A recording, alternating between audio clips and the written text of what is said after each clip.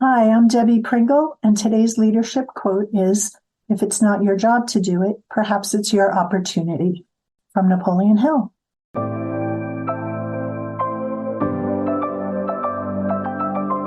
The Leader Assistant podcast exists to encourage and challenge assistants to become confident, game-changing leader assistants.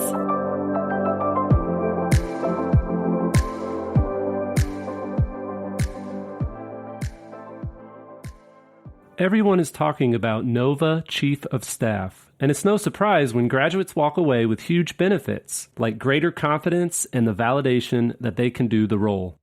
There are over 300 students in the NOVA Chief of Staff certification course, many of which are growth-minded executive assistants like you. Many of the leader assistants taking the course aren't necessarily looking for a promotion. They simply want to become more effective, strategic, and game-changing assistants. Over 18 countries around the globe are represented by students in NOVA's course, so I highly recommend you join the club. Visit leaderassistant.com/NOVA to learn more about this amazing professional development resource. Hey friends, welcome to the Leader Assistant Podcast. It's your host, Jeremy Burrows, and welcome to episode 270. And today I'm speaking with my friend Debbie Pringle. Debbie is Executive Assistant at Coral Springs-Parkland Fire Department. And Debbie has more than 22 years of experience as an assistant, and we're excited to be speaking with her today. So Debbie, welcome to the show. Thank you. What part of the world are you in? Coral Springs, is that, where is that? South Florida, Southeast South Florida specifically. Okay. And are you from that area? Originally, I'm from New York, but I've been down here more than 30 years. Okay, I grew wow. up on Long Island. Awesome. And what's maybe your favorite thing to do when you're not working? Oh, I would have to say traveling. Not traveling, then reading, relaxing, cooking. Nice. Where do you like to travel? Or where have you traveled recently? Recently, I just came back from Georgia. I was visiting my son there. And before that, Tallahassee. When we travel for fun, we kind of go everywhere. We do something different every time we go on a trip. I know some families like to go back to their same favorite location year after year. We've never done that. We go somewhere new all the time. So it's fun. My kids have been to 49 of the 50 states. Wow. And we've had a lot of fun doing it over the years. Nice. And do you usually drive, fly, go on cruises? What's your favorite type of travel? I love cruises, but we have usually driven when we've done our family trips. We've done a few cruises, but we do road trips. If it's close enough on the East Coast, we'll drive from Florida. If in earlier years, when we didn't have as much vacation time, we would fly to, say, Denver or Las Vegas, and we'd rent a car and then do our road trip from there. Nice. Awesome. And tell us about the executive assistant role. How did you end up becoming an assistant? So I've had kind of a varied career doing a lot of different things when I was younger. A lot of it was customer service. And then I worked for a financial firm for about 17 years. And I worked for them in New York, moved down to Florida with them. And when my daughter was 5 years old and ready to start kindergarten, I wanted to be home in the afternoons when she got home. I wasn't able to be home earlier, but it was important to me. We were able to do it then. And I couldn't make a part-time job work at the company I was at the time. So I left there and started looking for part-time opportunities. And I actually went to a job fair at my local mall. And the city of Coral Springs had a table. They had all their printouts of current openings, and there was one for the fire department for an office assistant. It had the right hours. It sounded like something I could do, sounded kind of interesting. So I applied, and I've been here ever since. And I was part-time actually for 13 years. And then when I became full-time was when I took the executive assistant position, and that was 10 years ago. Wow. That's amazing. So I have you supported, I mean, how many executives have you gone through, I guess is my question over the years. Well, when I first started, it was as a part-timer to support three assistant fire chiefs, and they each had different responsibilities, administrative responsibilities, in addition to running a shift. And I would help them with a number of things. But throughout the years, my role kind of expanded and grew even before I became an executive assistant. And I would assist any of the chiefs that needed help with whatever they needed help with. So it's changed over the years. As the executive assistant to the fire chief, he is the primary person that I support, but I do probably support three or four others with certain things when they need it. Okay. And what's some of the interesting things working in for a fire department? I would say that the most interesting thing is that every day is something different. You can plan your days, you can plan meetings and schedule things, but you never know when something's going to happen. You never know when there's going to be an emergency that involves everybody. So you always have to be ready to, turn on a dime and go into something else, into a different mood and attack that. But it's fun. I've gotten to do a lot of different things. When I first started, I was helping with uniforms, ordering uniforms and getting everybody's what they need and the different types, from t-shirts, uniform shirts, pants, boots, bunker gear, everything. Then one of our assistant chiefs was in charge of facilities, so I was helping him with administrative tasks related to that. Another one was in charge of EMS, so I started helping with our licensing and everything related to what we needed to run rescues and transport people, including purchasing controlled substances and, everything. I mean, not the actual purchase, but, taking care of the orders and making sure everything was in order for that. So that's been interesting. As an executive assistant, it's been everything. I do the usual things that everyone does, schedule meetings, correspondence, but I've also gotten involved in the purchase of fire apparatus, fire trucks, which has been fun. Oh, you got to buy a fire truck? Sort of. I'm not the actual. It was funny because one time the bill actually was sent to me, and I thought that was kind of funny. Nice. You're like, I'm not going to pay for this.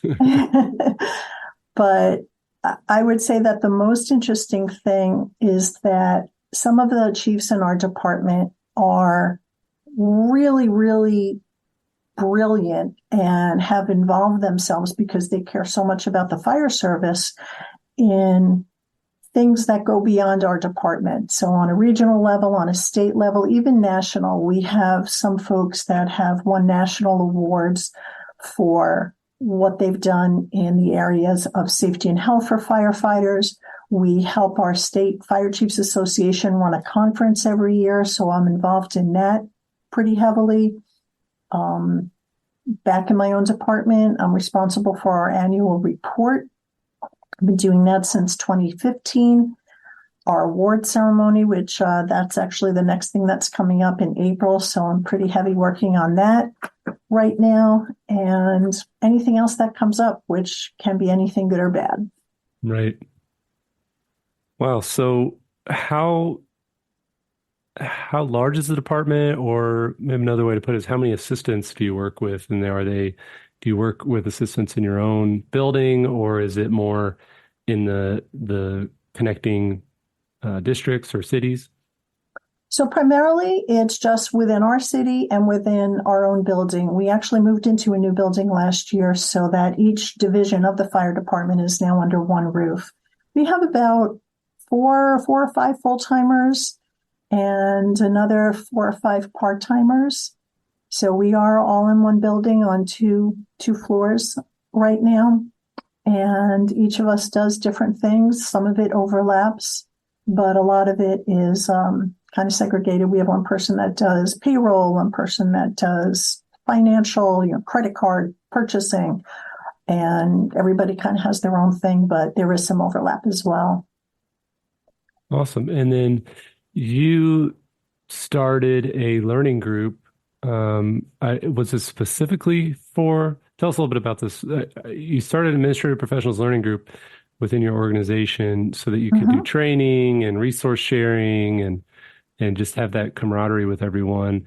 How did that come to be? And, why did you start it? What's it all about? How does it work? And yeah, tell us a little bit about that.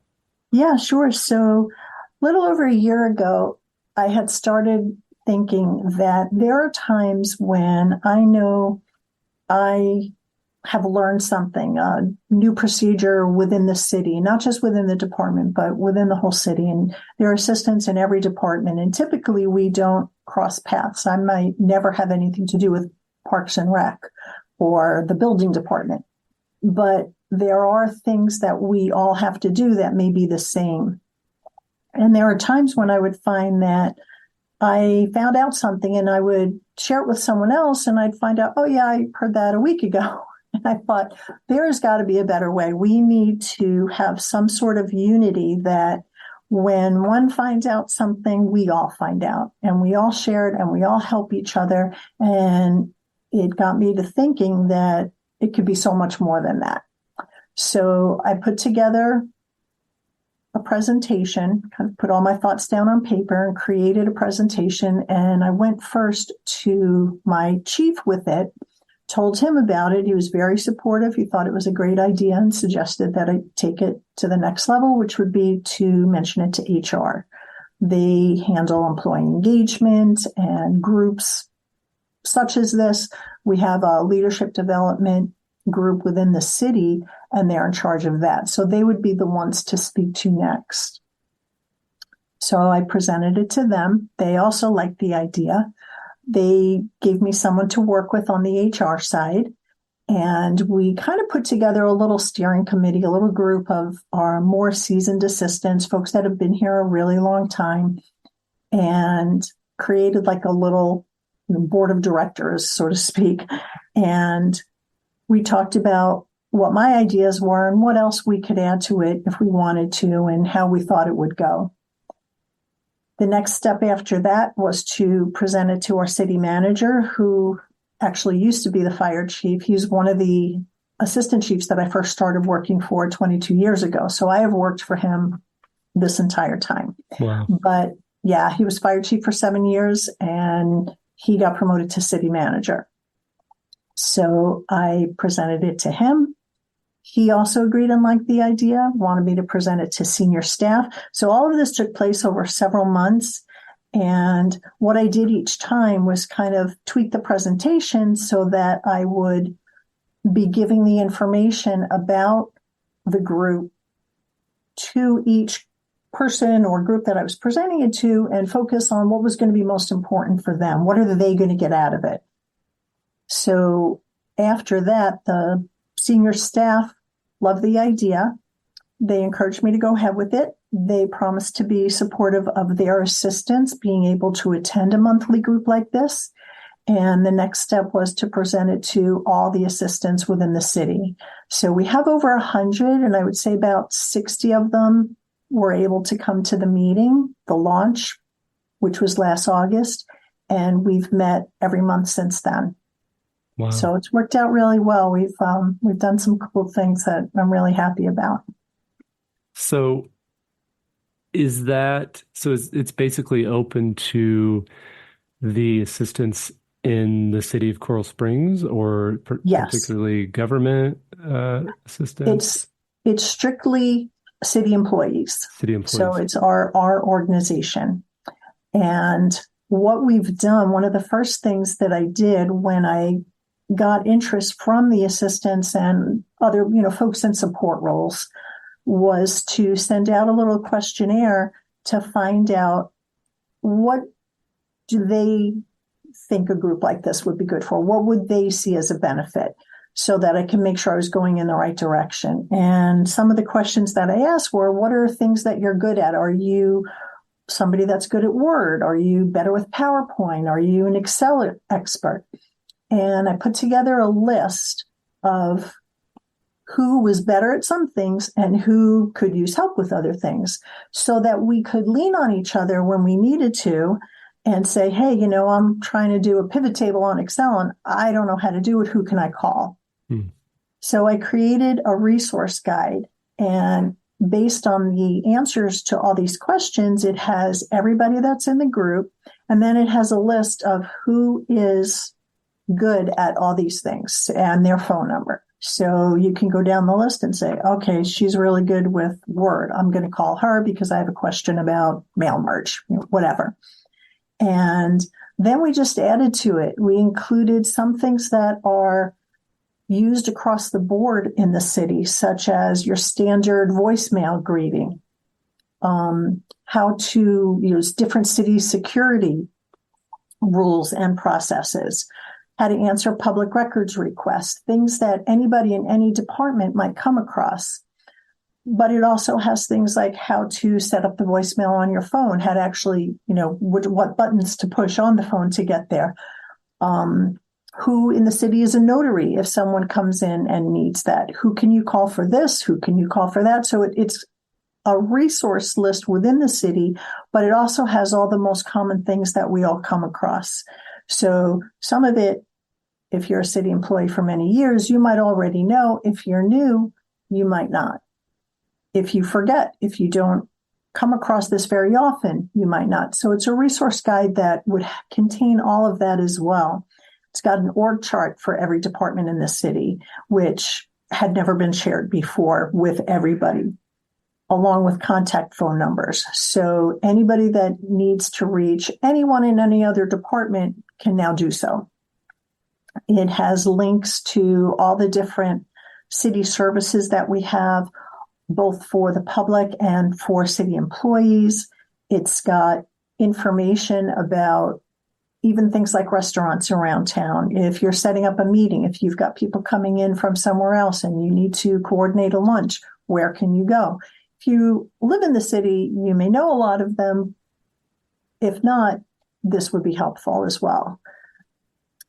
It includes tips, different shortcuts for different software programs, Word, Outlook, how to book a meeting room, how to use some of our internal services. We don't use Dropbox. We actually have our IT department created an internal kind of Dropbox for sharing large files, how to use that. Let's see, common misdirected inquiries and who to call instead. So that was a fun one to do, because there were always people that said, everybody calls me about this and it's never us. It's all somebody else. So we have that in the book. Tips for taking minutes, customer service tips, how to talk to people on the phone. We have assistants and support staff of all ages, all levels, entry level, people who've been here for years. So you might look at the book and say, I don't need this, but wow, that's really useful. So there's something for everybody. And one of the most important things is we keep it updated regularly so it remains accurate, relevant, and useful to everybody. So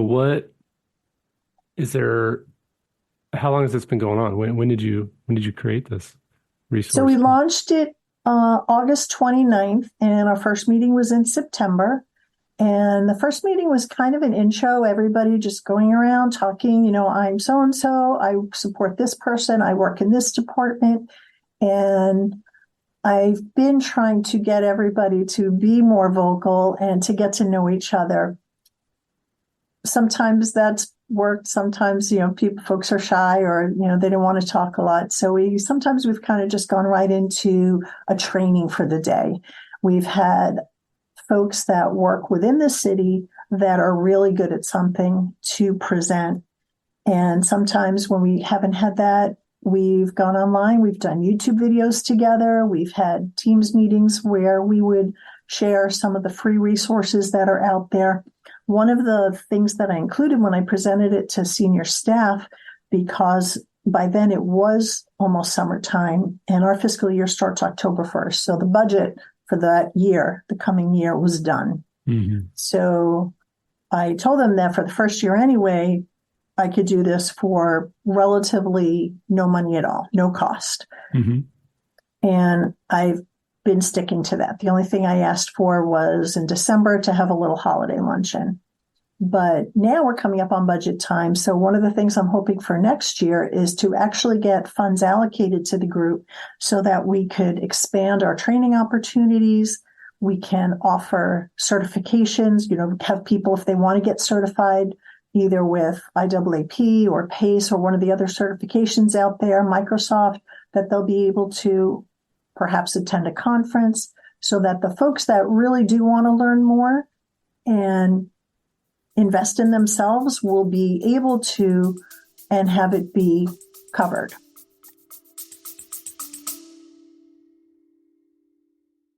Are you ready to elevate your career in 2024? I'm Maggie Olson, founder of Nova Chief of Staff Certification, the first of its kind online course for aspiring and existing chiefs of staff. With curriculum taken directly from on-the-job responsibilities, Nova's self-paced learning modules provides you with hands-on experience so you can feel competent and confident moving into a chief of staff style role. It's the perfect next step for executive assistants. Head to leaderassistant.com/Nova to learn more, grab the syllabus, and enroll today. Okay, nice. That's great. That's super exciting. So tell us a little bit about, I'm going to ask you to brag on yourself a little bit. Tell us a little bit about the award that, you were, let's see, you're nominated for a couple of awards, but then you won an award. Tell us a little bit about that. Okay, so we have throughout the city every year a chili cook-off day, and they announce at that event the city's Employee Excellence Awards. And they give out awards in categories that match some of the core values of the city. So it will be teamwork, accountability. And the one that I got was for leadership, and it was specifically for creating this group. And one of the things that really made a difference that I was really, really happy about was a few people came up to me and told me that they nominated me. So my own chief nominated me. One of the other people in senior staff nominated me. Some of the people within the group sent in a nomination. So I felt really good about that because it wasn't just, if my boss did it, it's really nice, but it's nice to know that people within the group were getting benefit out of it too. And so I had not been nominated once before, and this was the first year that I won it, though, and it was specifically for this. Awesome. Well, congratulations. Sounds like you. you put a lot of work into this and a lot of energy and time, and then a lot of really advocating for assistance in your community. And so much deserved, and congrats. Thank you. Awesome. Well, this is all super awesome how you've put this together, and, very interesting, talking with someone at a fire department, definitely similar. One thing I like about being an EA is you could transfer it to any industry, any organization, any building. Absolutely. And your skills are transferable, and it's similar type of work. But at the same time, I can talk to someone at a global tech company, like I talked to someone earlier, at a large 6,000 person tech company in California, and then talk to someone at a small family office in Iowa, and then talk to someone at a fire department in Florida. And, we all have that same, speaking of camaraderie, we have that, we know what it's like to be, on our toes all the time, adapting all the time, and being flexible and trying to make it happen no matter what.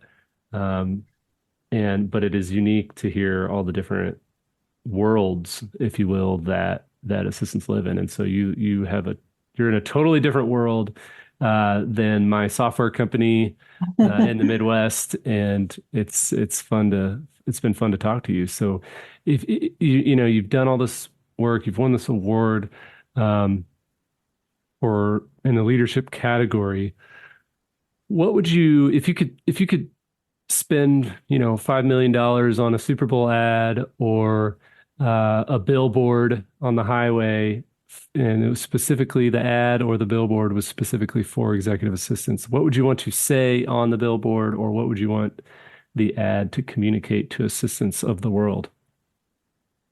Oh, wow. I would say probably two things. Never doubt that you can do something if it means enough to you and you really want to and you think it's going to benefit people, then you can find a way.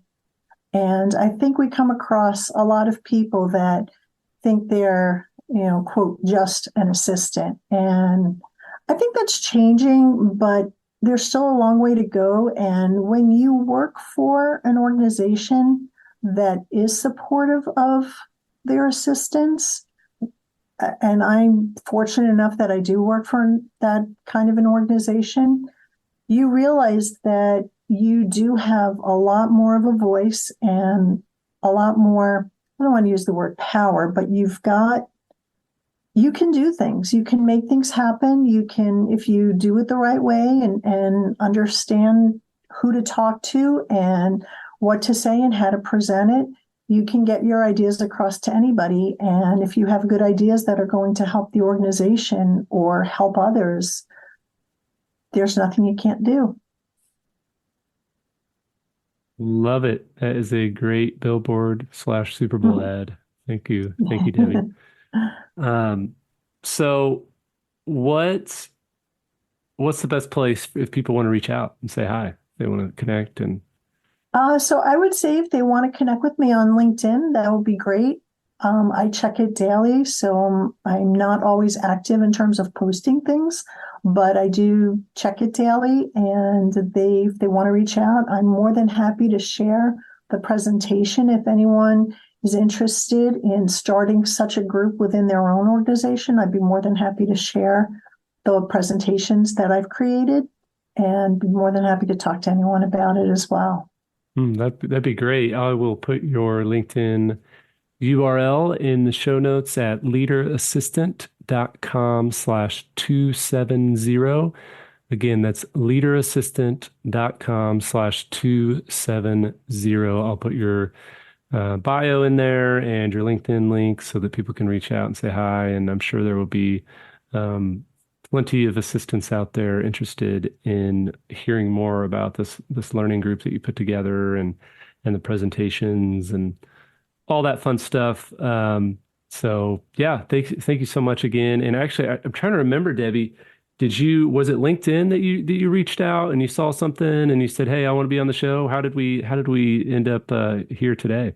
Yeah, so I saw something. I don't think someone shared your post about being on the show. And I thought, well, I was kind of really going strong with this group. And I thought I would love to be able to share that because if it got started in other organizations, I think it'd be really helpful for everyone. So I reached out and just asked if that's something you'd be interested in hearing about. So, perfect. Awesome. Yep. Well, that's one of the things I love about the podcast is it just brings all these people together, all these assistants. And I've met so many assistants like yourself that I never would have met if it wasn't for the podcast and the good old internet. So great to meet you. Great to chat with you. Hopefully I can bring my boys for a fire truck ride someday in Florida. And absolutely. That is one thing I can promise you. You come to South Florida, I can get you on a fire truck. Or at least to sit on one. Yeah, we lived next to a firefighter at our one of our homes, and back when we lived in St. Louis, and my kids were younger then, and there were several times where the fire truck would stop by and he'd come by for lunch or whatever, and the boys would be like, "Fire truck, fire truck." So that was really exciting living next to a fireman. It is. It's always fun when kids come into the stations and they love it. Awesome. And we do too. Of course, yeah. Great, Debbie. Well, thanks again for being on the show. Best of luck to you in your career, and we'll talk soon. Thank you very much. Appreciate it.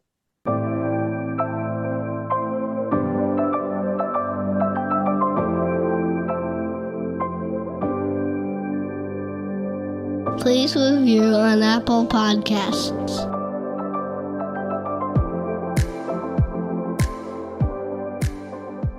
GoBulls.com